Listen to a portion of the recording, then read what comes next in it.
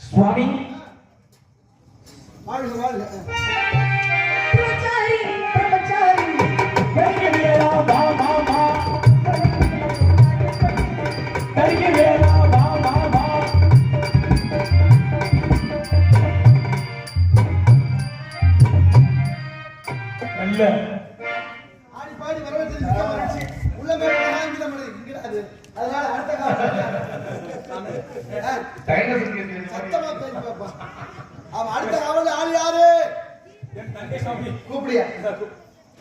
தங்கச்சி தங்கச்சி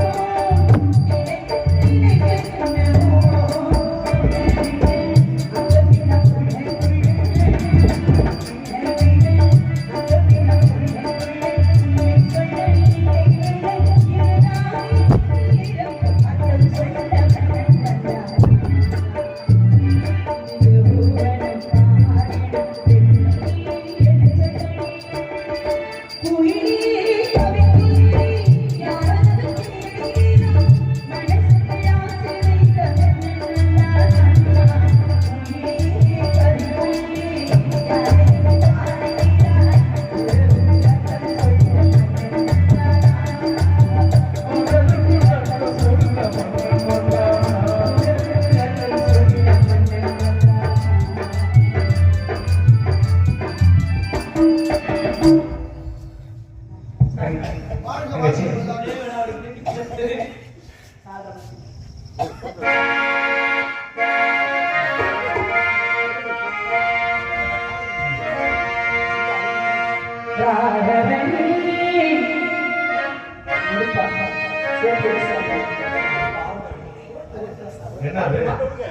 என்னங்க ரமணா ரகுநாதா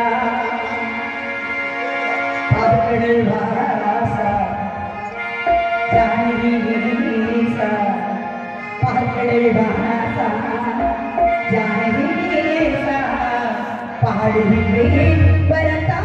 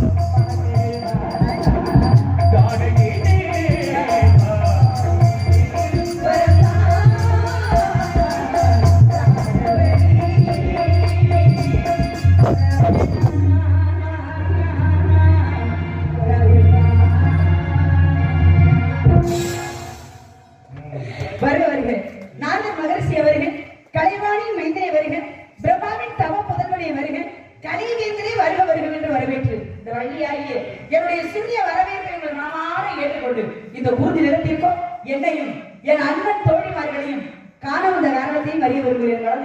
வாழ்க வாழ்க வாழ்க வல்லாண்டு அருமையான வரவேற்பு பாடல் அருமை. அதை விட பக்கவாத்தியம் மிக அருமை. எங்க அண்ணன் விநாயகர் மூர்த்தி அவள் அழகாக கொஞ்சிட்டா இருக்காங்க. ஆமா பார்க்கறது போல எங்க அண்ணன் இடத்துல பொண்ணு அது அமைதியில விதந்த ராஜேந்திரன் சுத்தமா இருக்கு. பழிச்சு பாட்டு நடப்பாரு நல்லது. வாழ்க வல்லாண்டு அருமையான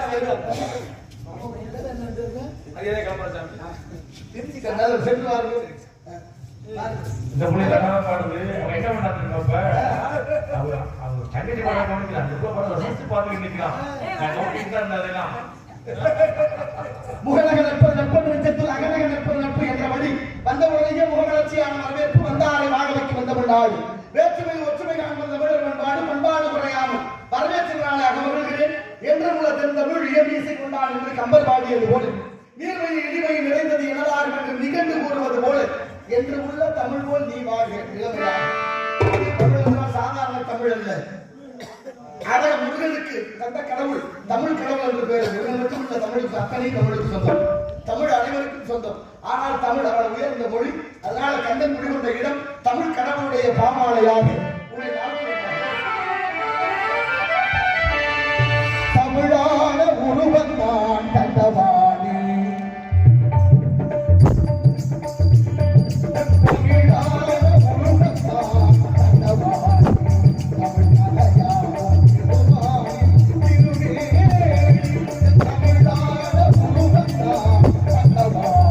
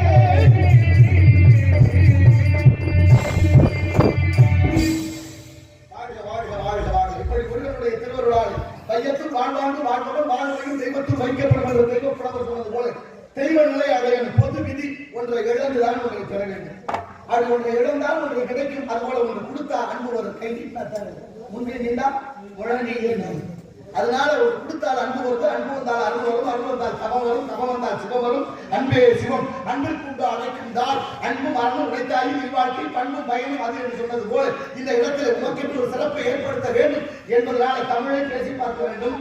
தங்கத்தை உரசி பார்க்கணும், வைரத்தில் அறுக்கணும், வைரத்தால் அறுக்கணும், ஈக்கான புத்தகங்கள் இருக்கும். அதுபோல காரணத்தை முன்னே கடிக வழி நடந்து யான் வந்ததோடு எழுதன்று கூணல் இறந்தேனுக்கு அங்க அந்த காவிரி சூழ் நாடா இருந்தேனுக்கு எங்கே இடம் என்று கேட்டால் அமைப்புதாட்டி அதுபோல் இல்லாமல் அற்புதமான வரவேற்பு.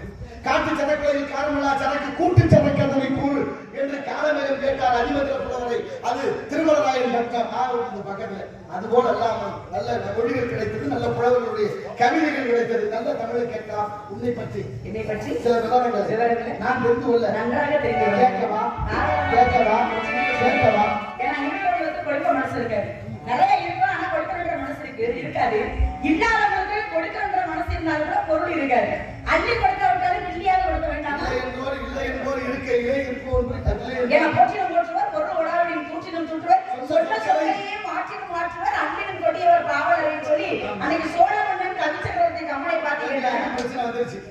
அதெல்லாம் மன்னவாடி நீயோ வளநாடு பாடுகிறதோ உன்னை அறிந்தோ தமிழை ஓதினேன் என்னை விரைந்தேற்றுக் கொள்ளாத வேண்டும் இந்த உன்னை அறிந்தோ தமிழை ஓதினேன் உன்னை அறிந்தோ தமிழை ஓதினேன் என்னை ஏற்றுக்கொள்ளாத வேண்டும் உண்டோ குரங்கு ஏற்றுக்கொள்ளாத கொண்டு அப்படின்னாரா.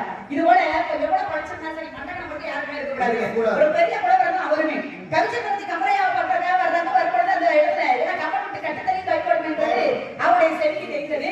சரி இது எப்படி அப்படின்ற விஷயத்தை போய் தெரிஞ்சு கொள்ளலாமேன்னு சொல்லி கவிச்சந்திரத்தி கமரையா வீட்டை நோக்கி வர்றாங்க. கட்டாந்தரனா சாணத்தை அள்ளக்கூடிய பெண்ணை அப்ப போய் முதல்ல அங்கதான் வருவாரு கேட்கிறாரு எங்கே கவிச்சந்திரத்தி கமரையா பொழுது ஐயா சற்று இருங்க நான் ஐயா வந்து கூப்பிடுறேன்னு சொன்னான். உடனே ஒரு கோவம் வந்துச்சு. ஏன்னா அவர் அறிவாளியா நான் எவ்வளவு பெரிய ஆளு என்னை பார்த்து ஓரமா போய் இருங்க ஐயா வந்து கூப்பிடுறேன்னு சொல்றிய ஏன்னா அவ்வளவு பெரிய அறிவாளியா அப்படின்னு சொல்லி அந்த பெண்ணை பார்த்து கேட்டாரு. அதுதான் பெண்ணு சொன்னா ஐயா அறிவாளி இல்ல முட்டாளு. ஆனா அந்த முட்டாள் ஒரு விஷயத்த உங்கள்ட்ட கேட்கிறவங்களால பதில் உரைக்க முடியுமான்னு கேட்கிறா. நீ என்ன பெருசா பேசி கிழிக்க போற கேளுன்னு அவர் சொல்றாரு. அப்பதான் சொல்றா வட்டமதி போடி இருக்கும் மண்டி பொடி தாவும் கொட்டுவார் கை நின்று கூத்தாடும் சுட்டால் சிவசிவ என்னை அம்பளம் சோமாசி ஒரு நாள் விடுத்தேன் ஈடு உரைனா காரணம் என்ன கேட்டீங்கன்னா இன்னைக்கு பதில் சொல்லலாம் ஒரு நாள் உனக்கு தரேன் நல்லா யோசிச்சு இதற்கான பதிலேக்கா நீ பெரியவன் தானே என்ன பதில சொல்லுங்க பாருங்க. அவ்வளவு பெரிய ஆளு ஒரு புலவன் அம்பளம் சோமாசிங்கிற ஒரு புலவர் இந்த சாதாரண ஒரு விஷயத்துக்கு பதில் தெரியல. அப்பதான் ஒரு கவிச்சந்திரத்துக்கு முறை அவர் பொழுது கேட்டாரா ஏன்னா அவன் முகம் ஆடி போயிருக்கு அப்படின்னு கேட்கும் பொழுது உங்க வீட்டுல கட்டாந்தர சாணத்திய பெண் என்னை பார்த்து அப்படி கேட்கிறான். இதுக்கு என்ன விளக்கம் என்பது எனக்கு தெரியல அதனால நிக்கிறேன். அப்பதான் அவர் சொல்றாரு ஒண்ணு இல்ல அவ பாக்குற வேலையை சுட்டி காட்டுறான். என்ன வேலை பார்த்தா மாணவ சாணத்தை கூட்டியாடுறா. கம்பன் வீட்டு கட்டுத்தறியும் கனிபாடும்னு கேள்விப்பட்டேனே.